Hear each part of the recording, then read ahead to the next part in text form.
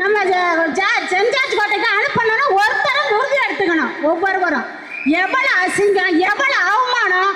ஒரு ஆள் அண்ணன், ஆனால் அண்ணன் ஒரு ஆள் கிடையாது. இருந்தாலும் மனசே ரொம்ப வலிக்குது. இதுக்கெல்லாம் முற்றுப்புள்ளி வைக்கணும்னா நம்ம களத்தில் வீரமங்கை வேலுநாச்சியார் முறத்தால புளி அடித்தது போல அதை விட பல மடங்கு வர்றவங்கெல்லாம் விமர்சனம் பண்ணுறவங்கள அடித்து ஓட ஓட விரட்டி விடணும். நம்ம யாருன்னு காட்டணும்.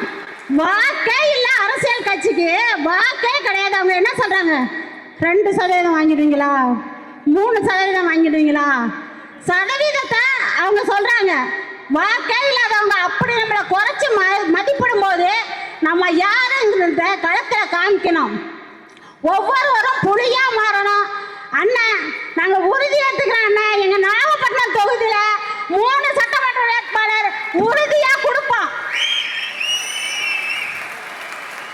நாம ஒவ்வொருவரும் படிக்கெல்லாம் இல்லாட்டினாலும் தடைக்கெல்லாம் இருக்கவே கூடாது. தோளுக்கு துணையா இல்லாட்டினாலும் தொல்லையா இருக்கவே கூடாது. உங்களால வேலை பார்க்க முடியலையா, ஒதுங்கிடுங்க. ஆனா ஒதுங்கிறதுக்கிட்டு எங்கள்கிட்ட பிரச்சனை பண்ற வேலையை வச்சுக்காதீங்க.